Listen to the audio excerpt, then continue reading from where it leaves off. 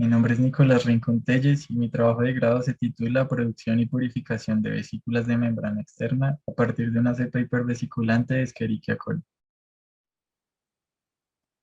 Las vesículas de membrana externa son estructuras producidas por bacterias gram negativas que consisten en una porción del periplasma rodeada por la membrana externa.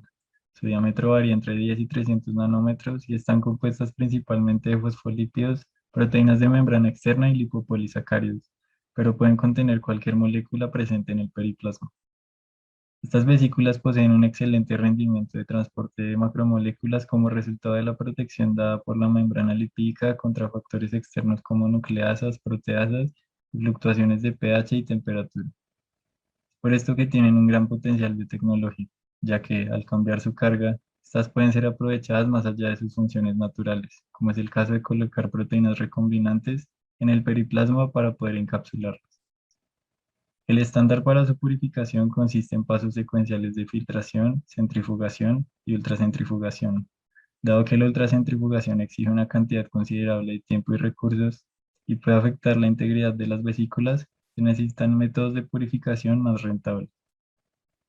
Así pues, el objetivo general de esta investigación fue establecer un método para la purificación de vesículas de membrana externa, mientras que los objetivos específicos fueron evaluar la encapsulación de proteína verde fluorescente GFP en las vesículas y purificarlas mediante inmovilización de bacterias en una matriz de alginato y mediante cromatografía de exclusión molecular. Para lograr los objetivos planteados, se utilizó la cepa E. coli JC8031 con el plásmido PTRC99A SS Tora GFP. Para producir vesículas cargadas con GFP, se realizó inducción con IPTG y se cultivó la cepa durante 24 horas. Las bacterias se visualizaron mediante microscopía confocal, mientras que el cultivo se centrifugó y se filtró el sobrenadante. La distribución de tamaño de las vesículas se determinó con dispersión dinámica de luz, usando soluciones de vesículas con y sin tritón X, mientras que la fluorescencia se midió con un espectrofluorómetro usando soluciones de vesículas con proteínas AK o tritón X. Para la purificación mediante inmovilización en matriz de alginato, el pellet de un cultivo sin inducir de 16 horas se resuspendió en agua y se le añadió alginato de sodio. Esta solución se agregó por goteo a una solución de cloruro de calcio para formar las perlas de alginato de calcio. También se prepararon algunas perlas con una capa adicional de alginato estéril. Después se cultivaron 10 gramos de cada uno y tras 48 horas se visualizaron con microscopía confocal y microscopía electrónica de barrido, mientras que el crecimiento en el medio se evaluó visualmente con dispersión dinámica de luz. Por último, para la purificación mediante cromatografía de exclusión molecular, se empaquetó una columna de gravedad con una mezcla de cebolita y perlas de vidrio.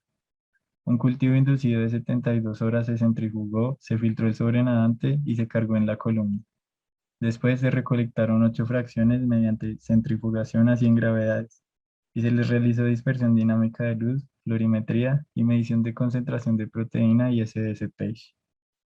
Pasando a los resultados, en la microscopía confocal se evidenció que la fluorescencia estaba concentrada en la periferia de las células. Por lo tanto, la GFP se exportó con éxito al periplasma. Esto era de esperar debido a que se usó la vía de la doble arginina acoplada con la secuencia señal SS-TORA, la cual permite la translocación de proteínas completamente plegadas hacia el periplasma. Además, se observó la presencia de cuerpos de inclusión en el citoplasma, posiblemente como resultado de una sobreexpresión del plasma, lo cual podría saturar el sistema TAT por un exceso de GFP y explicaría por qué la fluorescencia del periplasma no era uniforme. Con las mediciones de dispersión dinámica de luz, se determinó que las vesículas tenían un tamaño promedio de 314.5 nanómetros. Después de tratarlas con tritón X, el tamaño promedio fue de 12.32 nanómetros. Este resultado indica que el detergente destruyó las vesículas y que los componentes libres de la membrana formaron aglomerados de menor tamaño. Esto coincide con lo esperado debido a que previamente se ha demostrado que la deleción de los genes TOLR-TOLA resulta en la sobreproducción de vesículas. Por otro lado, se observó que las vesículas tratadas con proteínas AK o tritón produjeron la misma fluorescencia, lo cual permite afirmar que protegen eficazmente su contenido del ambiente externo. Además, Cabe resaltar que hubo una expresión basal significativa de GFP, que puede explicarse porque el operador lag es leaky, lo que significa que la transcripción ocurre incluso cuando el represor está presente y el inductor está ausente. La primera aproximación de purificación fue la inmovilización de JC8031 en alginato de calcio bajo la hipótesis de que las vesículas se liberarían al medio, mientras que las bacterias quedarían atrapadas en la matriz. La microscopía confocal de las bacterias inmovilizadas antes y después de ser inducidas demostró que la GFP se produce sin presencia de IPTG. Por tanto, la adición del inductor posiblemente provoca una síntesis excesiva de proteína que satura la vía TAT y favorece la formación de cuerpos de inclusión. Cuando se cultivaron las perlas, se observó un crecimiento significativo en el medio líquido en menos de 24 horas, por lo cual se les añade una capa estéril adicional de alginato para evitar la liberación de bacterias. Pero nuevamente hubo crecimiento en el medio. Por ese motivo, se llevó a cabo una prueba de motilidad y se obtuvo que JC8031 podía moverse, por lo cual la purificación usando hidrogeles porosos es inviable.